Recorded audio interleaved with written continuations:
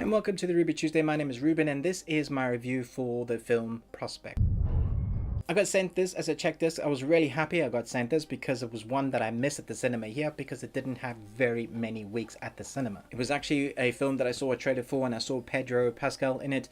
He's an actor that I love seeing his work and what he does. I think he's a great actor. So whenever I see him pop up in something, I like, yeah, I want to see that. And it looked pretty cool. So I'm glad that I got a copy of it. So the Prospect is about basically people like prospectors for gold, but they are prospecting for stuff in space. It's about this father and daughter team that are mining, they're prospecting for this really kind of the stuff that is worth a lot of money. Through an altercation on a planet, it ends up being the daughter with another person, Pedro Pascal. It's this kind of surrogate father-daughter relationship, and the relationship and dynamic changes from that moment from father to Pedro Pascal's character. I don't want to go into how, but if you watch the trailer you can figure that out. And what you get is this weird kind of dynamic as the characters get to know each other on an alien planet. But what I really loved about this film is how real and tangible it felt. Everything from the spacecraft to the spacesuits felt tangible. Had weird dye and like stuff that was old. The pipes had a bit of kind of the rust feeling to it. The clothes on their spacesuits were dirty. Everything felt like it could be realistic that we go space trotting for things in space instead of doing gold digging. We're going gold digging in space on other planets, and it felt believable. So at no point did I think I was watching something CG. Even when they're in space, it looked real. The buttons and the knobs and the things that were pushing reminded me of films like Stanley Kubrick's Space Odyssey, because it has kind of an old feel to it. It's very tangible, and then along with the score, which I think is fantastic in this film. It really carries the film in places. It never overstates its use, but it does kind of move it along. So it is a tense film. It is the story about them trying to survive, but most of the time you're kind of intrigued about the relationship of what's going on. So there's no big action set pieces, but there are action sequences, and you feel for them because the cameras a lot of the time is in the face of the character. You get to see what they're doing, how they mine, what they do with it, and it looks fantastic. There are reflections in the space helmets and the breathing that puts you in the moment, and I just thought it was really well put together. And I think that's partly possibly because the directors had this film as a short film and then they've progressed it into a feature film. They both wrote and directed this film, and they did the cinematography, so they had hands-on on all parts of this film. I think if you get the chance when it comes out on Blu-ray that you should definitely check it out. I will put all the details below, but this was one I wasn't expecting. It's an indie film, and sometimes when you get indie films the budgets for those can be pretty low, and you can get this kind of lower quality feeling, but at no point did I get that from this film. I was riveted from minute one to when it ended, and I was kind of sad it ended, which I think is a great thing to say about this film because I wanted to know more about this universe. You don't get told a lot about this universe that you find these characters in. You're kind of just placed in the moment and then you go along the adventure with them. And so as you're going along this adventure, the story unfolds and you get to learn a little bit by little bit, and I think that's a fantastic way of placing you in the moment and learning about the story and the world that the writers wanted you to know, or the cinematography is showing you through the lens. There's a lot going on, but you have to find out with the characters, and it only reveals a bit. So by the end of the film you kind of get a snapshot of what this universe is like, what this world is like, and because it feels so tangible and real, you are invested in those characters. I thoroughly enjoyed this. I'm going to give this film an A, only because I want more, and I'm hoping that we will get some more, not a sequel, but maybe something similar in the universe that they've created with the people that are out there and prospecting and doing different things like that. I really like the idea of gold miners. They're not gold mining, I'm not saying what they are prospecting for, but like just kind of mining out in space, and you get this whole story, and it could be really boring, but what goes on is really exciting. And because it's dealing with atmosphere and creatures and bounty hunters and all kind of weird stuff that you can get in sci-fi, but because it's grounded, it's such a great story, and I really enjoyed it. Let me know in the comments below what you thought about this film, if you've seen it or if you're not going to go check it out. Check out my interviews if you are intrigued with the directors, hear them talk about what they thought about this film. Hi, this is Ruben. Hi, Ruben. Hi. Hi, Zeke. How you doing? All right. So I just wanted to, before I asked you a few questions about the film, I just wanted to ask you, kind of take you back a bit. I wanted to know what kind of sparked your interest into film, really? What was the love? What was the bug? Yeah, I mean, I've been wanting to make films since I was 14 years old. I took a film class in my first year of high school, and it just seemed like the most fun job I could have, and pursued it doggedly ever since. And then Chris and I met in college. Yeah, go ahead, Chris. Yeah, Zeke and I met in college. We were both studying English Lit and creative writing. I was kind of on a big path towards maybe journalism, maybe further academics and literature, and started, watching movies with Zeke and connecting, and then we kind of graduated into the middle of the 2008-2009 recession, and there weren't a lot of jobs available. Zeke and I ended up starting a commercial production company, and that was how we started collaborating on film projects. And very quickly, we started making narrative shorts, and then set our sights on that first feature. Oh, I see. Okay. So I was privileged to see your film recently, and when I was looking at IMDb, I noticed that it was a short first. Is that right? Yeah, correct. Yeah. So how did you go about from being a short and then be able to kind of bring it into being a feature? Yeah, that was actually always our intention with the short film. We had made one other short film together before that called In the Pines, and In the Pines did well at festivals and got some attention from Hollywood, but we had never intended on expanding that short film, and so when presented with the opportunity, we didn't quite know what to do with it. So instead, we made another short film that we intended on expanding into a larger story and a larger world, and that was Prospect. That was just the beginning of the process. It took 3 years to get the film financed, and we made the short film and wrote a script, and then rewrote that script a couple of times. Made a huge Bible of concept art before we finally convinced someone to take the gamble on it. Wow. Okay. I mean, it's always a challenge for first-time filmmakers to, get the producing and financing together to make their first feature film. And I think having the short film as a proof of concept, particularly for Prospect, which is, there's a lot of visual specificity to what we wanted to do and how we wanted this world to look and feel. So it really helped us express kind of our vision for the feature-length film in much more compelling ways than had it just been a script. 3 years in the making from the short. Well, even more than that by the sounds of it. Yeah. Yeah, it was a pretty excruciating process. A lot of we've been working on Prospect. We've been working on Prospect for the majority of our adult life. Wow. Okay. A real project of passion. At any point, was there a part of yourselves where you went, okay, this isn't enough, it's not going to work, or did you always kind of have the drive to just keep going for it? I mean, I think we thought that probably 9 or 10 times. We had I think 3 or 4 other financiers fall through, and some of those were kind of excruciating month-long negotiations that fell apart. Right.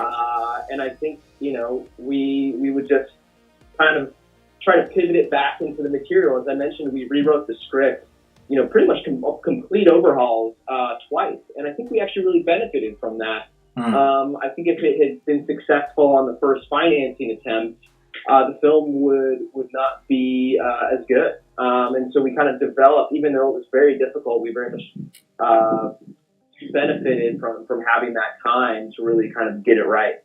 Yeah. I mean, it kind of became a psychological coping mechanism to deal with, when you have your entire life kind of thrown into a project, but at a certain point, it's at the mercy of other people's assessments. And so anytime we kind of felt helpless, it would just be diving back into the material and how can we make the script better? How can we develop more concept art? How can we adjust, our budgetary plan to make it more compelling? And I think it was over those 3 years that we kind of essentially ended up with a package that was ready to go. So when we finally got the green light, we had done an extensive amount of prep work that we wouldn't have otherwise. Wow. Okay. So let's talk about the film then. How did Pedro Pascal get on board? Was he the guy that you were kind of eyeing up, like that's our actor, or was it just some miracle? Because he, in my books, he's quite a prolific, almost triple A lister. He's not quite there in my books, but I've seen him in some amazing films recently. So I'll be honest, I watched the trailer for this and I thought, oh, Pedro Pascal, that looks amazing. So I just wondered how you got about bringing him into your project. Yeah, I mean, it was essentially we reached out to him directly. We were big fans of him from Game of Thrones, his role of Oberyn, and we knew that this character of Ezra required a very specific type of actor because he's kind of very much like trying to ride that line of I guess charm and menace, and Oberyn was such a good reference point for that type of character. And Pedro just he really attacked the script, particularly the unique flavor of the dialogue. And he talks about he has a background in theater, and he mentioned that the script reminded him of kind of his experiences in more Shakespearean with the specificity of the language. Right. So then, how did you cast Sophie? Was she someone that you had in mind? Because I noticed she's been in a few TV projects, but I just thought, I don't know, you really lucked out in a way with their kind of presence on screen together. They're so good together, and it's like they've been acting for years together, but it's the first time they've kind of been with each other. Yeah, so Sophie was part of a international talent search. We reached out to English-speaking casting agencies all over the world, and she just sent in an audition video and immediately set herself kind of apart from the crowd. She had kind of a timeless nature and prospect taking place in a different world, and in some ways it's almost like a period piece. You don't want the lead actress to feel too contemporary, and Sophie just kind of had that character, and we were incredibly impressed. Actually, less so with her TV work, but she had played the lead in Anne Frank in a major theater in Chicago for something insane, like over 200 performances. Wow. So clearly, even at a young age, she knew how to work, and she had a lot of stamina. So, this was a very rigorous project. We had to be out in the forest for weeks on end, and she seemed like the type of person that could handle that. But as far as her and Pedro, they never got to meet until, he showed up on set. So in some ways, we kind of, it was, in some ways it was luck. In other ways, it's just those two very, very talented people that made it work. Yeah. So I want to talk about the cinematography and the costume and just the feel of the film. So, as you know, as a film critic or reviewer or journalist or whatever you want to call me, I've seen probably 300, 400, 500 indie films, and I have to say sometimes some of them can be really difficult to get through. This one I loved from like minute one, because of the feel. No, I really mean that. Really, because of the feel, I felt like there was a lot of tangible, which kind of took me back to kind of Stanley Kubrick's Space Odyssey. I love the grit and grime on everything. Just on the spacesuits, it looked worn, but you're having this kind of space adventure. I wondered, was that really on purpose, or how did you go about making it look like you're in space? There's no green screen. It looked like there was no green screen. And yet, it just really felt tangible. Can you talk to me a bit about that kind of process? Yeah, absolutely. And it just always makes me really happy to hear people react like that. Because it was a gigantic effort to pull this off on an indie budget. But it was always the intention to have, our characters are very blue collar. They don't have state-of-the-art gear. They're not being sent out by a major corporation or a military or kind of, one of the many sci-fi tropes. Everything had to be personal, unique. Yeah. Their drop pod is probably a rental, and a crappy one at that.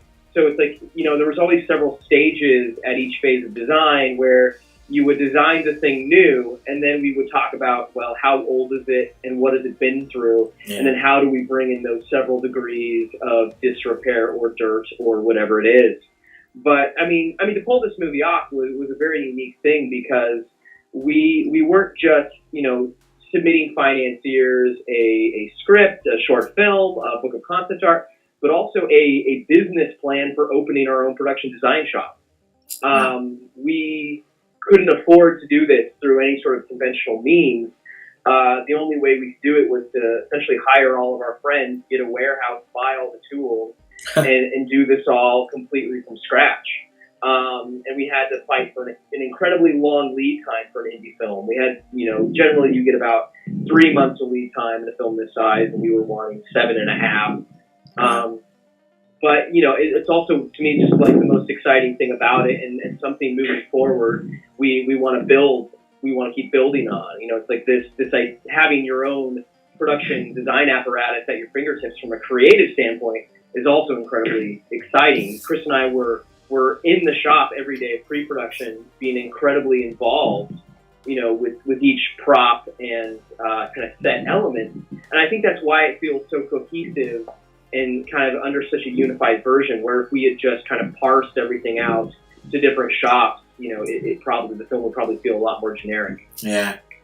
In a lot of ways, the approach to the film was kind of an experiment in low-budget science fiction filmmaking. There's a lot of people doing a lot of stuff with CG at the lower budget levels, but our touchstones for this film were the sci-fi films that we grew up on. The original Star Wars trilogy, Alien, Blade Runner. You mentioned 2001, and all these films, built a lot of things practically. This is before CG was being used in earnest. Yeah. And there's something about the physicality of that approach, the texture, the feeling that you can reach out and touch it. And I think that goes a long way for selling a completely fantastical world. So we wanted to see how far we could push an indie budget on a practically rendered universe. Yeah, fantastic. So now that you have kind of created a universe and you've worked so hard at it, fingers crossed that it does do well and people receive it, is there any possibility that you would revisit it and expand it? Oh yeah, no, of course. It's so fun to watch, the film slowly collect fans and see people pop up all over the world making their own fan art and clearly, being engrossed in this world and living in this world, which was exactly what we hoped for.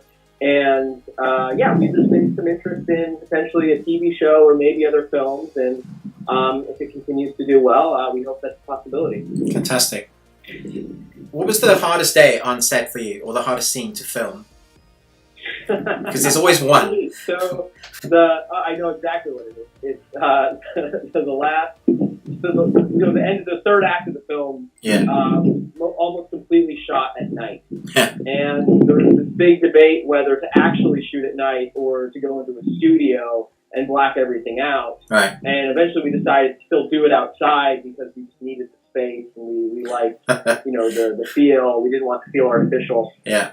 But the problem is that our schedule got scooted into June here in the Northwest, and the nights in June are only about 6-7 hours long. Oh, jeez. Short nights. Okay. So each night was like a time trial. And then there's a moment, without any spoilers, there's a moment where there's an explosion that happens that triggers a whole set of action.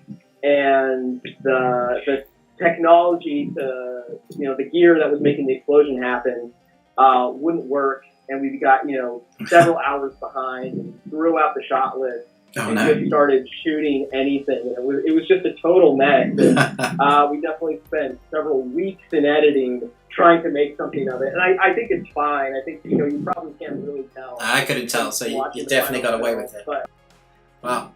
Well, it looks great. There was one thing I wanted to talk about is the score. I thought it was really beautiful and it carried the film in part, but then was really kind of understated in others, which I thought was a really nice way to kind of mix it. So I don't think I ever thought, oh, well, here's a score. But there were parts in it where I was kind of watching the cinematography going, well, that looks amazing. I love the reflection in that. And then noticed the score come in.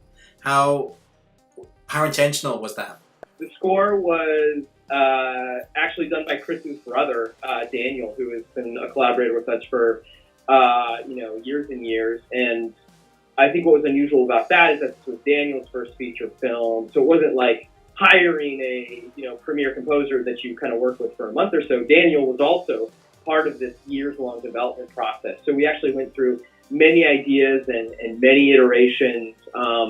And the score in the short film is very kind of like futuristic, sort of retro synth wave. Yeah. And by the time the feature came around, that kind of felt, disingenuous to where the story had evolved. And we wanted something that felt a little more grounded and like it had a sense of history. And so I started throwing out to Daniel all these kind of medieval instruments that I was just kind of finding on YouTube. Right. And he started playing around with hurdy-gurdies and psalteries and, working these kind of older sounds into the composition that I think kind of give it this really unique feel. And I mean, as far as kind of the balance, I think that's entirely due to Daniel's genius. He loves going really high and powerful, but then he also loves kind of distilling things down. And I think it was just really cool to see that kind of ebb and flow over the course of the film. That's great.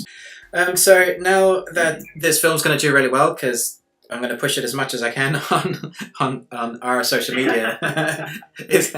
But I just wondered if there is a franchise or like a passion project, if you could take any character, like if you've got your kind of characters before you, like I want to make that, like Bond 12 or anything, what would be like the dream if you could just pick anything? Well, I probably would have said Blade Runner or Dune before Denis Villeneuve took them both. Yeah. Thanks, man. I mean, I don't know. Anything that comes from like a Mobius comic book, maybe. All right. Okay. Nice. It's funny, like, yeah, I would say Foundations as well, but that's already been taken.